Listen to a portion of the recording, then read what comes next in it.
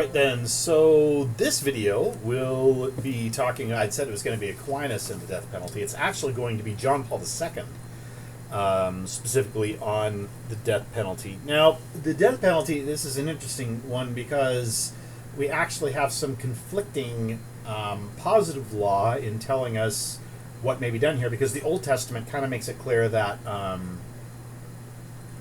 execution might be acceptable. Whereas Jesus' teaching in the New Testament seems to suggest otherwise. Now, generally speaking, without spending a whole lot of time on biblical exegesis, we're going to boil it down to this. The positive law states that there's only one agent who may take a life intentionally, licitly, and that person is God. We as humans may not do so. Now notice this, intentionally. Okay, then the question immediately starts to come up, well, Mr. Powers, what about war? And arguably, just war, which is a whole different category, and normally I'd spend time on this, but in this stupid plague spring, we're not going to get the opportunity to. So we're going to vastly oversimplify war. War, for lack of a better description, is a giant exercise, when it's done justly, in self-defense. So, with that in mind, is it possible that one can take someone else's life in self-defense? And if you look at the italics on page 200, it's the big paragraph about middle of the page. It says, according to John Paul II, one should never use deadly force against an aggressor unless it is absolutely necessary, i.e., unless no other means are deemed possible to render him incapable of doing further harm. For example, and I can never remember if I told you this story, my grandfather was in World War II. And during World War II, in the Pacific Theater, where the United States was fighting Japan,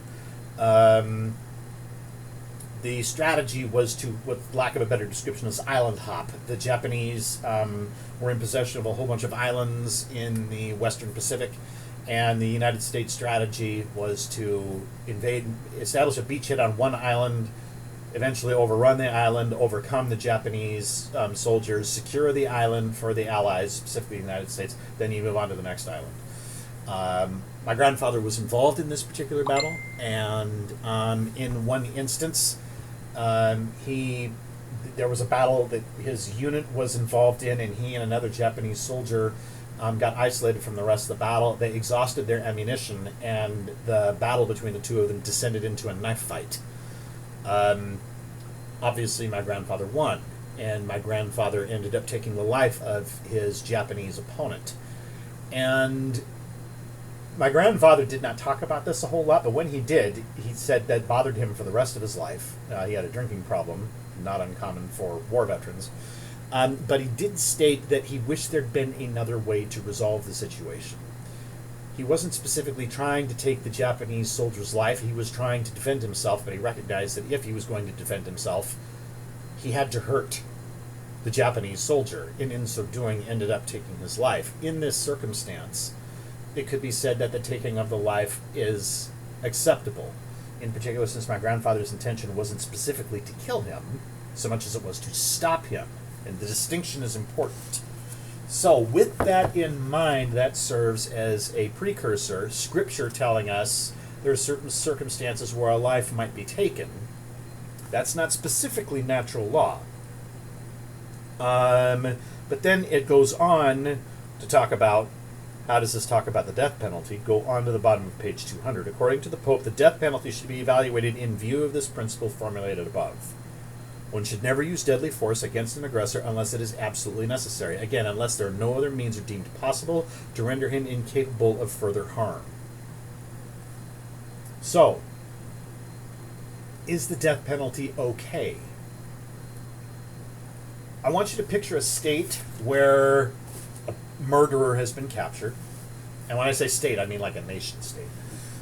I want you to picture a situation where a murderer has been captured. He's standing before his judge, and the judge says, you're guilty, I'm going to sentence you to prison for the rest of your life. And the guy goes, you and I both know that this state is too weak to actually hold me. I'm going to break out, and when I break out, I am going to kill again. And not only am I going to kill again, I'm going to target you and your family. Now, the judge is familiar enough with this nation state in which he lives that the guy might actually have a point. It may be that he can well break out and start killing again. In this circumstance, might it be okay for the judge to sentence an execution? And the answer technically is yes. In that particular instance, it would be all right. Well, now let's extend this paradigm to the United States. We lead the world in putting people in prison and keeping them in prison. We are the most effective jailers in the world right now. An argument could be made we're the most effective jailers of all time, but I'm not going to indulge that argument. The Soviet gulag of the 1940s through the 1980s might rival that. But at any rate, if we say we're going to lock a person away for the remainder of their life and we're going to guarantee that they're not going to harm anyone else again, we can do that. We're really good at this sort of thing. So, looking at the prior precept, is the death penalty okay for the United States? And the answer actually to this would be no. Now, I am sure there are some of you, I could name names right now, but I'm not going to, who might say, now hold on, Mr. Powers, what about this, and what about that, and what about that? And I want you to bring that up in our next meet. I'm not going to get into it here. I actually want to have a meet where we actually have a discussion about this. But I am going to tell you that natural law, based on the descriptions provided by John Paul II, states that the death penalty, except in extreme circumstances, is no good. And John Paul II would state, though he didn't specifically list the United States, the death penalty should not be done in the United States. There's a whole lot more that I could add to this video, but I'm going to wait because I want to save it for the meet. So, with that, we'll see you then. Bye-bye.